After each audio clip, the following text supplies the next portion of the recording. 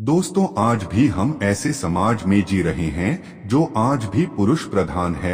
आज भी जब लड़की का जन्म होता है तो अधिकतर घरों में मायूसी छा जाती है। और मित्रों, यह और कुछ नहीं बल्कि हम मनुष्यों की अज्ञानता है। लड़की को बोझ समझते हैं, परंतु आपको जानकर हैरानी होगी कि लड़की का जन्म हर किसी के घर में नहीं होता, बल्कि उसी के घर होता है जो भाग्यशाली होते हैं और अपने पुण्य कर्म अर्जित किए होते हैं। और आज हम आपको यही बताने जा रहे हैं कि भगवान कैसे घरों को लड़की का जन्म देने के लिए चुनते हैं और वह कौन से पुण्य कर्म है जिसकी वजह से कोई भी इंसान बेटी का माँ या बाप बनता है। दोस्तों, भगवान श्री कृष्ण से अर्जुन पूछते हैं कि माधव, किन कर्मों के कारण किसी के घर पुत्री धन की प्राप्ति होती है, अर्थात कैसे घरों में बेटियों का जन्म होता है।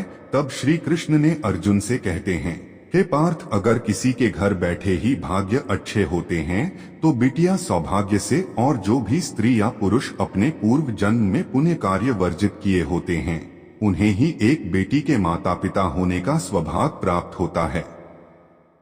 बेटियों को जन्म के लिए उन्हीं घरों को चुना जाता है जो बेटियों का भार सहन कर सके, क्योंकि तीनों लोगों में स्त्री अर्थात बेटियां ही ऐसी होती है जिसका भार हर कोई सहन नहीं कर सकता।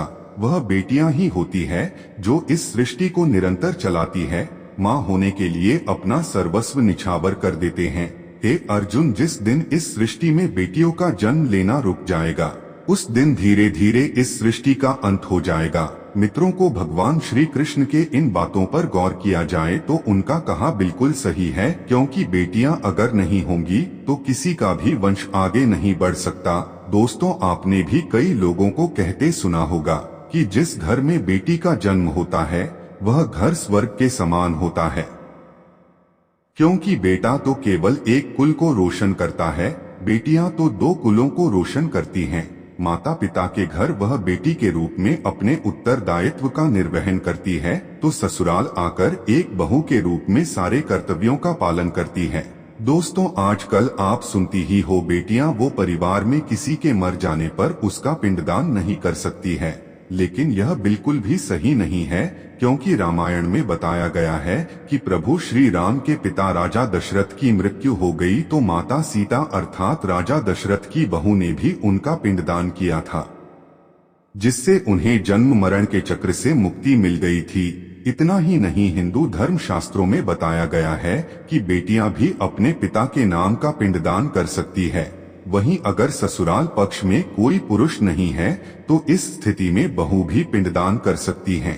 इसलिए मित्रों, वह लोग बहुत किस्मत वाले होते हैं जिनके घर में बेटी जन्म लेती है। वह प्रबल किस्मत के होते हैं जिनके घर एक से ज्यादा बेटियां होती हैं। शायद यही कारण है कि बेटियों को लक्ष्मी कहा गया है। दोस्तों, बहुत से लोगों की सोच यही होती है, बेटी है तो बिना समय गवाएं और इस पर पढ़ाई में पैसे लगाएं।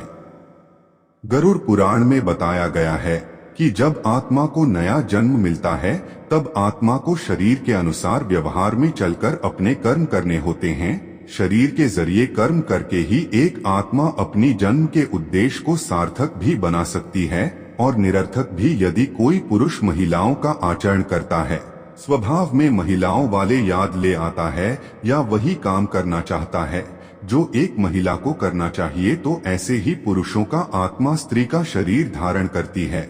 वहीं गरुड़ पुराण में बताया गया है, यदि कोई व्यक्ति मृत्यु के अंतिम चरण में किसी स्त्री को याद करते हुए प्राण त्याग करता है तो वह अगले जन्म स्त्री के रूप में जन्म लेता है। वही अंतिम चरण में भगवान का नाम लेता है तो उसे मोक्ष की प्राप्ति होती है। तो उम्मीद करता हूँ कि आप ये भली भांति समझ गए होंगे कि स्त्री का जन्म क्यों मिलता है, साथ ही बेटियों का जन्म कौन से घर में होता है। आज के लिए इतना ही। हमारे ब्लॉग के साथ अंत तक बने रहने के लिए आप सभी लोगों को दिल से धन्यवाद।